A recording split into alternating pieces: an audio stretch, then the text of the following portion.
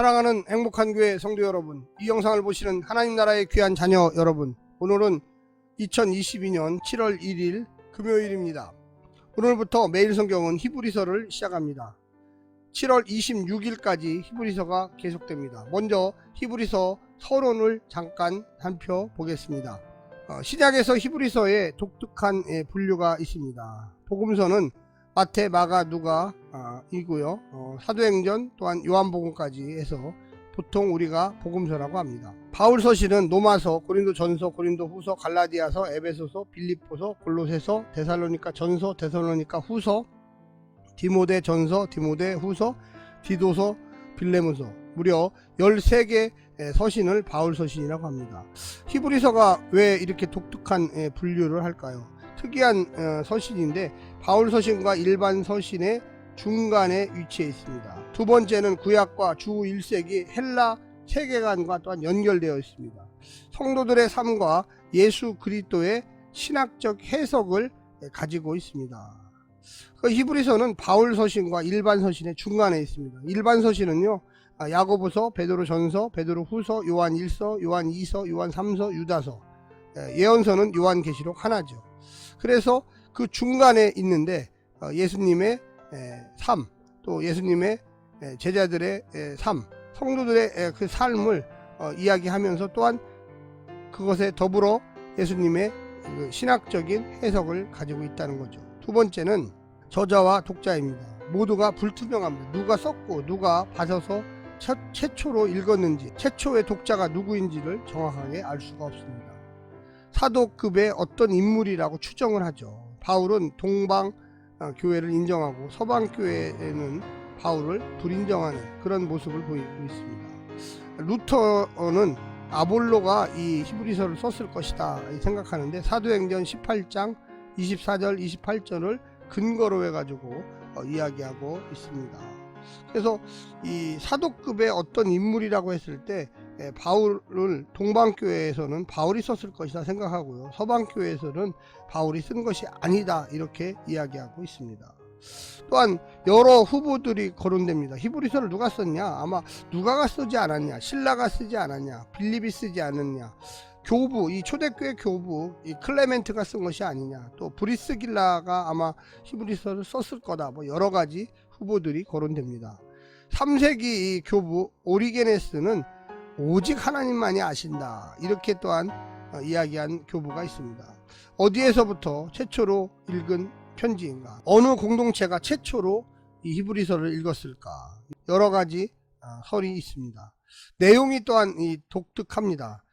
여러 가지 유추해 볼 때 구약 배경을 아주 가장 많이 갖고 있는 이 서신서가 히브리서다. 성전 제사에 대한 관심이 많은 공동체, 그래서 유대인 공동체가 아니었겠나, 최초로 읽은 공동체들이. 또한 로마 헬라 문화, 특히 이 플라톤 철학에 익숙한 단어들, 이 헬라어들이 들어있습니다. 그래서 헬라어를 사용할 줄 아는 유대 그리스도인, 아마 로마 지역의 교회 공동체일 가능성을 제기하고 있는 사람들이 많습니다. 그래서 그들이 첫 번째로 이 히브리서를 읽었다, 뭐 이렇게 생각하시는 여러 학자들이 있습니다. 히브리서의 구조는요, 나선형 구조가 있습니다. 똑같은 이 패턴, 하나의 주제를 여러 번 반복하면서 이야기합니다.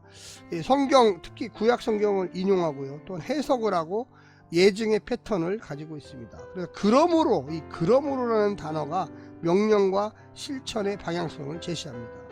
1장 1절부터 4절의 서원, 아들을 통한 계시, 1장 5절부터 2장 18절까지 그리스도의 우월성, 이 논술, 관련 논술, 그러니까 증명한다는 거죠. 3장 1절부터 10장 18절, 예수 그리스도는 모세보다 뛰어나다. 역시 마찬가지입니다. 4번에 걸려서 권면도 하고요, 논술, 예수님은 모세보다 뛰어난 인물이다, 이것을 이야기합니다. 10장 19절부터 13장 19절까지 믿음과 인내의 요소, 역시 권면의 구조로 나와 있습니다. 13장 20절부터 25절까지는 축도와 끝인사. 그럼 과연 이 히브리서를 왜 썼느냐? 저술 동기는요, 히브리인들에게 보내는 편지, 이 설교 형식의 편지입니다. 즉 깊게 보면 오늘날의 강해 설교다, 이게 현실의 삶에, 그리스도인의 삶에 예수님이 누구인가를 적용하는 설교다, 이렇게 이야기할 수 있겠습니다. 명령법의 문장들이 반복된다. 하라죠. 뭐뭐 하라, 뭐뭐. 그래서 배교의 위험을 경계하고 신실하라 이렇게 이야기합니다. 아마도 주 60년 로마 교회를 이 첫 번째로 읽은 이 공동체로 가정한다면 유대교의 복귀를 경계하라는 내용이죠. 다시 돌아가지 말아라. 우리 초대교회 예수님을 구세주로 영접하는 교회에 남아있어라 이렇게 이야기할 수 있고요. 또한 영지주의와 또 헬라 철학을 경계하라고 이야기하고 있습니다. 또한 기독교 신앙을 저버리지 말고 신실하게 살아야 된다. 그래서 일반 평범한 삶 속에서 예수 그리스도를 따르는 제자도의 삶을 살아라. 하나님의 구원 사역은 절대적이고 보편적이고 또한 역사적인 것이다. 하나님이 그냥 무슨 추상적인 이론을 얘기한 게 아니라 예수님을 이 땅에 보내셔서 십자가의 죽으심으로 그의 아들이 온 세상의 죄를 다 용서하고 그를 믿고 따르는 메시아로 영접하는 사람들에게 하나님의 자녀가 되는 특권을 주셨다. 예수 그리스도의 우월성과 이 대제사장의 직분, 오직 한 분, 유일하신 분이죠. 이분만이 우리의 죄를 죄속할 수 있는 조건을 갖추었고 이분만이 영원한 하나님의 대제사장의 역할을 감당할 수 있다. 예수 그리스도는 온전한 인성과 신성을 지니신 분이다. 당연하죠. 그래서 초대교회 영지주의자들, 이들은 예수님이 육체를 가지지 않았었다. 예수님은 영적인 분이니까 영적인 것만 가졌다. 아니죠. 이 복음서에도 얘기했지만 예수님은 이 땅에 하나님의 아들로 육신을 입고 왔습니다. 또한 그분이 늘 성령님과 동행하셨고 그리고 실제로 죽으셨고 실제로 부활하셨고 실제로 하늘나라로 돌아가셨다는 거죠. 유일한 예수 그리스도의 대속을 구약의 희생제사와 언어로 표현으로 나타냈다. 구약의 완전한 성취는 오로지 예수님을 통해서만 가능했다. 다섯 번째는 히브리 교회 공동체의 상황이에요. 도대체 이 첫 번째 이 히브리서를 읽었던 교회 공동체는 어떠한 삶을 살았을까? 어떠한 문제가 있었을까? 첫 번째는 외부로부터의 핍박을 받고 있었다. 히브리서 10장 32, 34절, 12장 4절에 보면 이 핍박자들은 주로 유대주의자들, 율법을 지키라. 율법을 지키라. 또한 이방인들, AD 49년에 로마 황제 클라디우스의 박해 때가 아니었느냐. 그 박해를 받고 있었던 공동체. 그래서 아마 로마에 있는 교회였을 것이다. 이렇게 생각하는 학자들이 많다는 거죠. 두 번째는 믿음에 관련된 전투에서 지치고 피곤한 상태였다. 이 나태함으로 인한 영적 미성숙. 2장 1절, 2장 3절, 4장 1절, 4장 14절, 5장 11절, 10장 23절, 12장 1절, 12장 3절. 이 초대교회, 특히 그 지중해 연안에 있는 많은 이 초대교회들이 사실 영적 미성숙 상태에 있었습니다. 그래서 이 바울이 여러 이 서신서를 쓸 때 보면 대부분 깨어라, 정신 차려라, 생활 속에서 그리스도인임을 증명하라, 이런 이야기들을 많이 합니다. 또한 예수를 깊이 생각하라. 3장 1절이죠. 믿음의 성숙은 올바른 교리에서 출발한다. 그렇죠. 예수님과 내가 어떤 관계에 있느냐, 예수님은 누구인가, 또한 교회 공동체는 예수님을 어떻게 섬겨야 되느냐, 이게 다 기독교 교리예요. 사실은. 세 번째는 성도들 중에 어떤 이는 배교의 위험성에 노출된 상태다. 예수님 잘 믿다가 다시금 유대교로 돌아가겠다, 또 이방인으로 돌아가겠다, 이방 종교에게 가겠다, 이것을 이야기하고 있습니다. 분명한 교리를 모르면 배교하는 행위에 빠진다. 3장 12절, 4장 11절, 4장 6절, 10장 26절, 10장 29절, 12장 25절에 나와 있습니다. 예수의 유일한 대속제물을 버리고 과거의 동물제사, 구약제사죠. 동물제사로 돌아가려 한다. 예수님은 단번에 드려진 제사, 더 이상의 모든 것이 필요 없어요. 더 이상의 동물제사가 필요 없죠. 오로지 예수님만이 단 한 번의 유일한 완전한 제사를 드릴 수 있는 분이었습니다. 예수님의 십자가의 죽음을 표현해야 합니다. 그래서 동물제사나 예수님의 제사가 똑같은 거 아니냐, 이렇게 유대교로 돌아갔던 사람들이 주장을 했습니다. 여섯 번째는 핵심 내용이에요. 첫 번째, 예수를 깊이 생각하라. 종말의 계시자는 누구인가? 모세의 율법보다 복음이 더 위대하다. 그렇죠? 이 구약의 모세의 율법, 그것보다 예수님은 더 완벽하십니다. 그 예수님이 자체가 복음이시다. 예수님은 천사보다 더 위대하다. 과거에 천사를 통하여 모세에게 전한 율법도 무시하면 심판이 있는데, 그보다 더 뛰어난 복음, 예수님을 무시하면 어떤 일이 생기겠느냐. 두 번째는 아들은 성육신하여 충성스러운 대제사장이 되셨다. 예수님은 일시적으로 천사보다 못한 존재가 되셨다. 그럼에도 아들 예수님은 만물의 통치자이시고 지금은 구속을 완성하고 하나님의 우편에 앉아 계신다. 예수가 인간이 되신 이유는 죄 아래 인간들을 완전한 순종으로 이끌기 위해서이다. 인간은 사탄의 종이 되어 사탄에게 복종하며 살아간다. 예수 그리스도의 성육신은 완전한 대제사장이 되어 완전한 제사를 자신의 몸을 희생제물로 드림으로 단번에 완성시켰다. 그래서 예수님은 유일한 대제사장이시다. 세 번째는 아들은 자비하신 대제사장이시다. 더 이상의 동물 제사는 필요 없다. 예수 하나님의 아들이 영원한 유일한 제물이 되셨다. 이제 예수님 이름만으로 모든 동물 제사를 대체하였다. 지금도 주님은 인간을 위해 변호하시며 위대하신 자비하심으로 성도들을 변호하고 계시다. 네 번째는 믿음의 인내와 그리스도의 정체성. 고난을 통하여 믿음의 훈련을 받는다. 믿음의 선두들이 보여주셨습니다. 인내를 통해 완전에 이른다. 그래서 우리가 이런 일들을 통하여 하나님께서 주시는 놀라운 축복과 은혜를 누릴 수가 있겠습니다. 핵심 주제 세 가지로 본다면 예수의 대제사장직에 대한 죽음이에 구약의 멜기세덱의 계열을 따라서, 두 번째 히브리서의 기원, 저자, 저작 장소, 저작 연대, 수진자의 성격이 명확하지 않다. 아까도 말씀드렸죠. 사상적 배경, 문학 장르 역시, 문학 구조 역시 분명하지 않다. 여러 가지 구약적인 그 문학 구조, 또 헬라적인 문학 구조, 여러 가지 섞여 있는 게 이게 히브리서가 아니겠느냐 이렇게 생각합니다. 저자는 아까도 말씀드렸지만 뭐 여러 가지 그 인물들, 바울이 썼다, 아니다, 바나바가 썼다, 뭐 여러 가지 모호한 얘기를 하고 있습니다. 그래서 주로 많은 학자들은 주 1세기 후반부에 쓰여지지 않았느냐 뭐 이렇게 생각하시는 상황들이 많고요. 당연한 것이 그 초대교회의 상황을 여러 가지 면에서 좀 보여주고, 또 신학적으로 많은 발달된 구조 뭐 이렇게 있습니다. 그리고 문학적인 분류는 서신인가 설교인가 섞여 있습니다. 저작 연대는 아마도 여러 가능성이 있는데 정확히는 사실 모르고요. 그러나 단서는 초대 감독 중 하나였던 로마의 클레멘트가 그의 서신 클레멘트 1서에서 히브리서를 인용하고 있습니다. 그러니까 아마도 그 전에 쓰여진 것이 분명하죠. 클레멘트 1세의 저작 연대가 AD 95년 정도인 것을 미뤄볼 때 그 이전 시기가 분명한데 제사가 중단되었다는 내용이 없는 것으로 보아 아마도 AD 70년, 그러니까 후반부죠. 사실은 AD 70년 이전으로 보는 학자도 있어요. 근데 꼭 정확하지 않아요. AD 90년일 수도 있고 뭐 그 또 이후일 수도 있어요. 사실은. 그러니까 이제 단편적인 히브리서가 있다가 나중에 지금처럼 13장까지 가는 이렇게 편집하는 과정도 또한 있을 수가 있어요. 사실은. 그래서 우리가 그런 면들을 조금 생각을 하지 않을 수가 없습니다. 우리가 오늘 이제 본문을 들어가서 히브리서가 어떻게 우리에게 메시지를 주는지 더 깊이 고민해 보겠습니다. 오늘 7월의 첫 번째 날 히브리서 서론에 이어서 오늘 본문에서는 새 언약 백성이 되었으면서도 여러 가지 이유로 다시 유대교의 옛 언약으로 돌아가려는 성도들을 향한 경고와 권면의 편지를 쓰고 있습니다. 두 부분 1절과 4절까지로 나누고요. 5절부터 14절로 구분할 수 있는데 1절과 4절은 발신자와 수신자와 인사가 담긴 당시 편지 형식과는 다르게 예수님을 통한 하나님의 계시를 다루고 있습니다.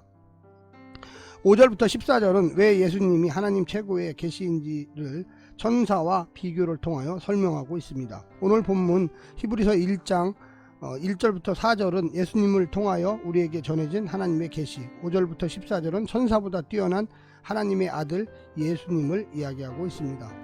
먼저 오늘 본문 히브리서 1장 1절부터 14절 말씀을 듣고 다시 오겠습니다.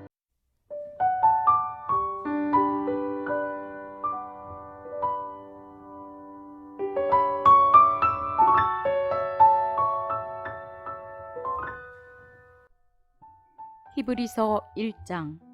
옛적의 선지자들을 통하여 여러 부분과 여러 모양으로 우리 조상들에게 말씀하신 하나님이 이 모든 날 마지막에는 아들을 통하여 우리에게 말씀하셨으니 이 아들을 만유의 상속자로 세우시고 또 그로 말미암아 모든 세계를 지으셨느니라. 이는 하나님의 영광의 광채시요 그 본체의 형상이시라. 그의 능력의 말씀으로 만물을 붙드시며 죄를 정결하게 하는 일을 하시고 높은 곳에 계신 지극히 크신 이의 우편에 앉으셨느니라. 그가 천사보다 훨씬 뛰어남은 그들보다 더욱 아름다운 이름을 기업으로 얻으심이니 하나님께서 어느 때의 천사 중 누구에게 너는 내 아들이라 오늘 내가 너를 낳았다 하셨으며 또 다시 나는 그에게 아버지가 되고 그는 내게 아들이 되리라 하셨느냐. 또 그가 맏아들을 이끌어 세상에 다시 들어오게 하실 때에 하나님의 모든 천사들은 그에게 경배할지어다 말씀하시며 또 천사들에 관하여는 그는 그의 천사들을 바람으로 그의 사역자들을 불꽃으로 삼으시느니라 하였으되 아들에 관하여는 하나님이여 주의 보좌는 영영하며 주의 나라의 규는 공평한 규니이다. 주께서 의를 사랑하시고 불법을 미워하셨으니 그러므로 하나님 곧 주의 하나님이 즐거움의 기름을 주께 부어 주를 동류들보다 뛰어나게 하셨도다 하였고 또 주여 태초에 주께서 땅에 기초를 두셨으며 하늘도 주의 손으로 지으신 바라.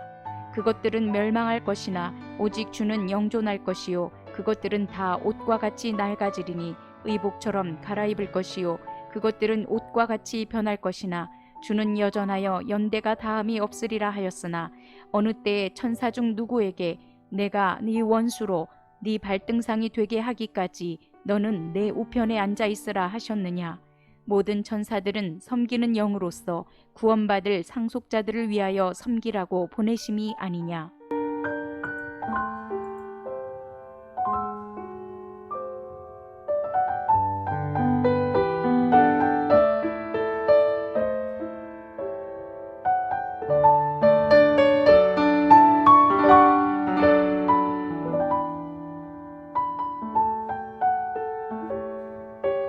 히브리서는 기록 연대나 저자에 대한 정보가 불분명합니다. 마무리 부분에서 디모데의 석방을 언급했기에 바울 그룹과의 연관성을 추측하지만 확실치는 않습니다. 독자 상황도 마찬가지입니다. 구체적 정황은 본문을 통한 추론의 영역이지만 전체적 내용을 보면 편지의 주된 독자는 유대 그리스도인들이고 그들이 유대교의 영향을 받고 있었으므로 핍박 상황도 있는 듯합니다. 이 문제를 해결하고자 저자는 편지로 독자를 설득하고 권면하고 있습니다. 오늘 본문을 두 부분으로 나누어 설명드리겠습니다. 첫 번째, 하나님을 가장 잘 대표하는 예수. 히브리서의 주인공인 예수님을 소개하고 있습니다. 히브리서를 기록한 이유는 이 예수님의 역할과 권위에 대한 논란이 일어났기 때문입니다. 예수님을 그 무게 그대로, 그 중요성 그대로 바르게 이해할 때 그를 통하여 행하시는 구원에 참여할 수 있기 때문입니다. 참으로 장중한 서문입니다. 예수님, 그는 만유의 상속자, 창조주 하나님의 영광의 광채요 그 본체의 형상이시다. 존재했고 존재하는 그 어떤 피조물도 보여주지 못한 하나님을 이 예수님을 통하여 볼 수 있고 경험할 수 있다는 뜻입니다. 그는 지금 자신이 친히 창조한 피조 세계를 붙들고 있고 인간의 죄를 용서하셨으며 그 세상과 인간을 다스리고 계시는 하나님의 대리 통치자라고 소개하고 있습니다. 이제 앞으로 펼쳐질 히브리서는 바로 이 예수님의 정체성과 사역에 관련된 설명을 이야기하고 있는 것입니다. 두 번째는 천사보다 뛰어나신 예수님. 놀랍게도 예수님을 천사와 비교합니다. 이 장에서도 천사보다 뛰어나신 예수님에 대한 강조가 이어지는 것을 볼 때 구원에 있어서 천사의 역할에 대한 논쟁이 있었고 그 주장이 하나님의 가장 온전한 계시이며 그 계시를 실현하는 분인 예수님의 위상과 역할을 침해하고 있었던 것으로 보입니다. 하지만 천사의 중요한 역할에도 불구하고 천사와 예수님을 비교할 수는 없습니다. 예수님은 하나님의 맏아들로서 아버지의 나라를 다스리는 왕이시며 천사는 그를 경배해야 할 존재이기 때문입니다. 예수님은 하나님의 최종 계시자이지만 천사는 하나님의 율법을 받아 백성들에게 전하는 역할을 했던 존재에 머물러 있습니다. 예수님은 본질상 하나님과 동등하여 변함도 없고 쇠함도 없는 영원한 왕이시지만 천사는 하나님의 심부름꾼 역할을 하는 종입니다. 천사는 성도들을 섬기도록 창조되어 있지만 예수님은 원수가 다 진멸될 때까지 하나님의 우편에 앉아 다스리시는 왕이십니다.